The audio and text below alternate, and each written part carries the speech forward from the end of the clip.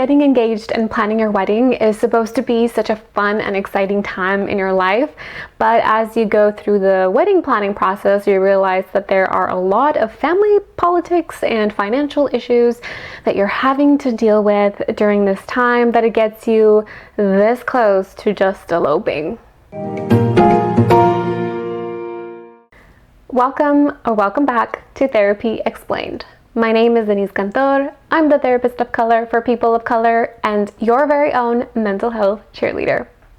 As you may already know, I make videos about all things mental health because I believe that mental health information should be free and accessible to everyone. So if you haven't already, please make sure to subscribe to this channel and give this video a thumbs up. As you may also already know, every video comes with its own cheat sheet that I make available to you on Instagram, so make sure that you're following me there at Talk Therapy to get access to yours.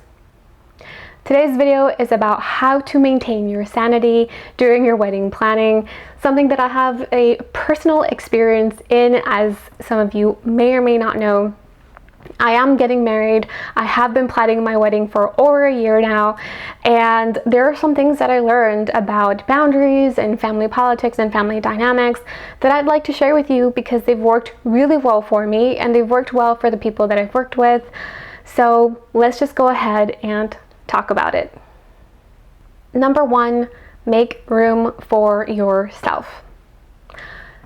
Sit alone, whether you just got engaged or you're halfway through your wedding planning.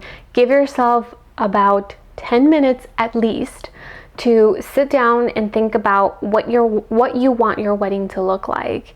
Think about the feelings. Do I want it to be fun? Do I want it to be elegant? Do I want it to be more relaxed? Do I want it to be more formal? What is my idea? How do I want to feel at my wedding? Do I want to feel, like in charge and more like I'm planning what's going through it? Or do I want to feel more relaxed and you know what, someone's going to take care of it for me? Think about it. Decide what you want for yourself. It's important to revisit that if you're already a little bit deeper into your wedding planning, to revisit what is important to you, or to set that up for yourself at the start when you're already starting to plan your wedding. In this should also include why you're getting married. This is the essential part. Throughout your wedding planning, you're going to feel overwhelmed, you're going to feel frustrated, things might not go the way that you want them to, and this list that you make for yourself is going to be kind of like your home base. So you can go back to this list when you're feeling that way to remind yourself of why you're getting married in the first place and what is ultimately the most important thing to you. Now that you've sat with yourself and thought about what you want, get together with your partner and ask them what they want. Same questions. What do you want your wedding to look like, or our wedding to look like?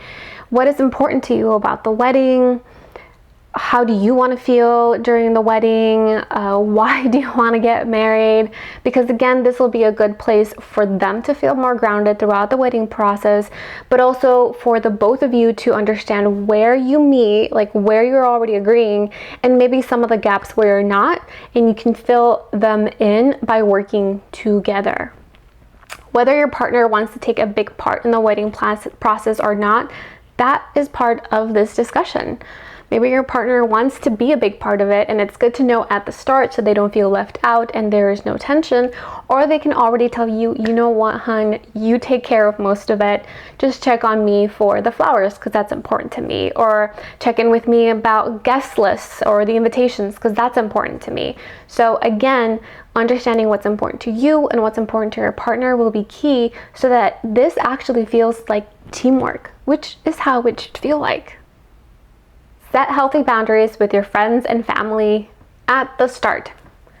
Now that you know what's important to you, what's important to your partner, and you both align in what direction you're headed in as far as your wedding is concerned, you can start setting boundaries with friends and family at the start.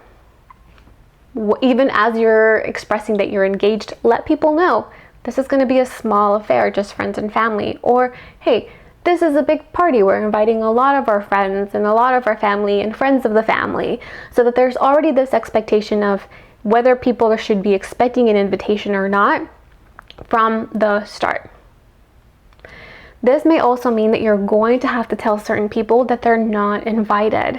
And this is why aligning with your partner is going to be important, because again, you know what's important to you and why you're making these decisions, but it's also going to be easier for you to express that to your friends and family.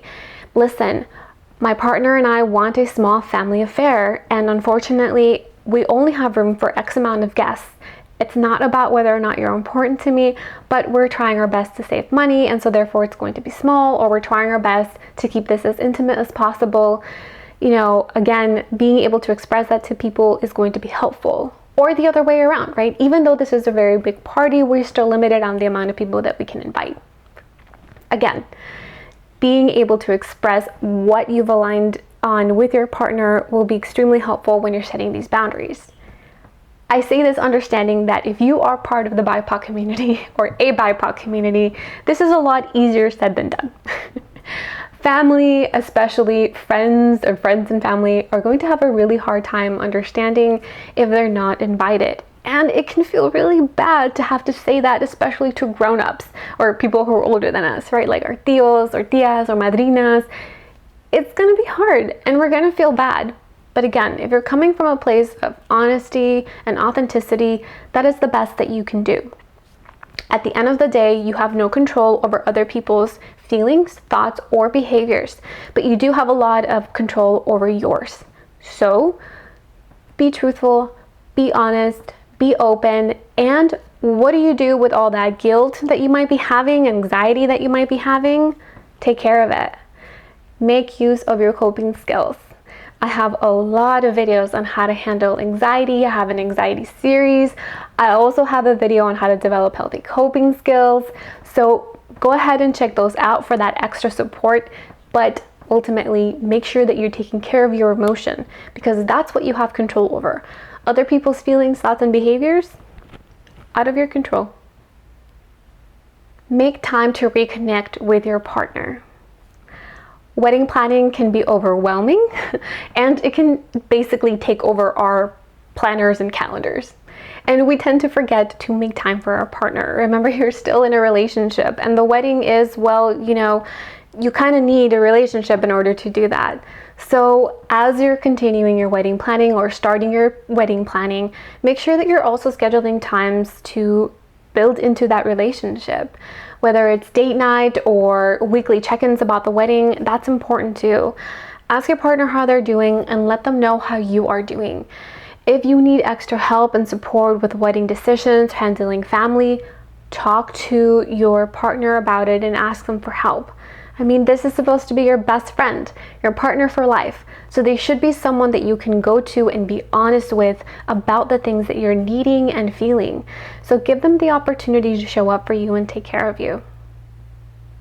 And the money of it all. Finances can also be tricky during wedding planning, both when other people are helping you pay for the wedding, but even if just you and your partner are paying for the wedding. So as far as finances go, same thing. Make sure that you are talking to your partner about what your expectations are regarding your wedding. How big is it? How much you want to spend on your dress, on the decorations, on the flowers, on the invitations? How big do you want this to be? Meet with your partner and try to find a place in the middle where the both of you feel comfortable. You're still getting what you need in your dreams, and that your partner is also having their needs met regarding the wedding. It's also important for you two to be on the same page about who you're going to be accepting money from and how much, and that you're also clear with the people who are helping you with the money, what your boundaries are going to be around that. If you're okay with parents, grandparents, madrinos, madrinas, putting in money for the wedding, it's also important to say, while I appreciate you giving us this money, I also want to let you know that most of the decisions have already been made for the wedding.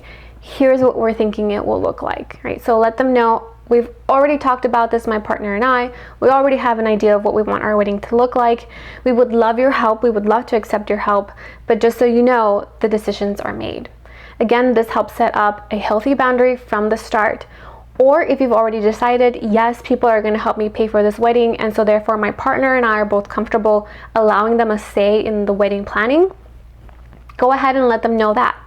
Thank you so much for helping us pay for the wedding. We would love your input on the invitations. We would love your input on the location. So again, letting them know, here's what we're okay listening to your opinions on, whether that's everything or nothing. Let them know from the start.